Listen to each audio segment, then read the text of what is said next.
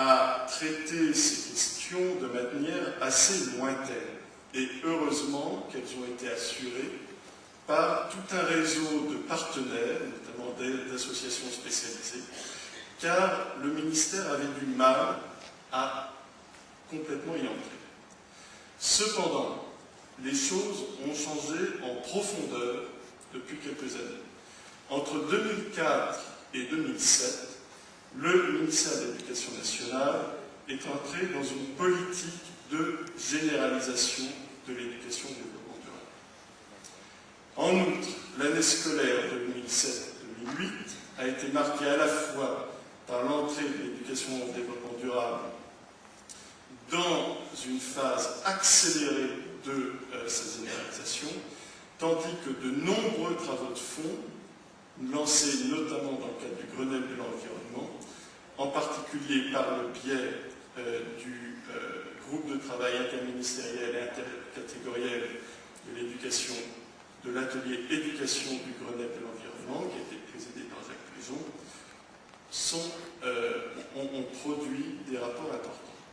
Je salue d'ailleurs à l'occasion les personnes qui ont participé à cet atelier et qui sont présentes dans la salle. Pour l'éducation nationale, il s'agit donc de former nos élèves à la complexité des enjeux du XXIe siècle. C'est en faire des citoyens capables de faire des choix raisonnés et de les assumer.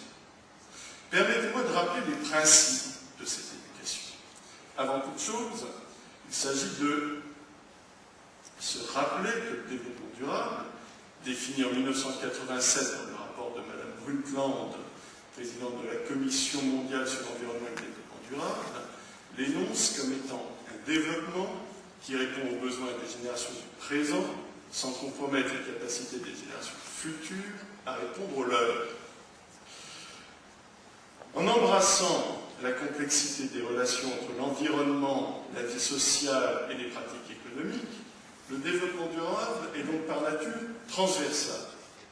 Il articule ainsi la préservation de l'environnement, la diffusion et la pérennisation de pratiques sociales et solidaires, et une économie qui intègre plus que jamais les notions d'équité. Dans un monde de ressources limitées, qu'elles soient minérales ou agricoles, il est nécessaire de comprendre le monde dans son actuelle complexité. C'est de cette complexité dont s'empare l'éducation nationale.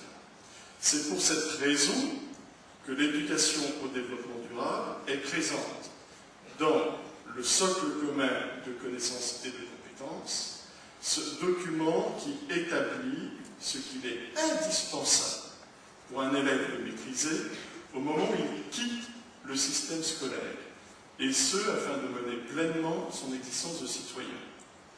Le socle commun de connaissances et de compétences est divisé en 7 piliers. L'éducation au développement durable est présente en particulier, mais pas uniquement, dans le pilier 3, culture scientifique et technique, dans le pilier 5, culture humaniste, et dans le pilier 6, les compétences sociales et civiques. Le ministère de l'Éducation nationale a donc décidé de faire entrer les problématiques du développement durable dans l'ensemble des programmes d'enseignement. Ce travail a commencé dès 2004, en particulier dans les programmes d'histoire-géographie, de sciences de la vie et de la terre, de physique-chimie, et ce travail se continue et s'approfondit. À titre d'exemple, les programmes du premier degré, récemment revus, permettent d'initier les élèves à ces notions dès le CE2.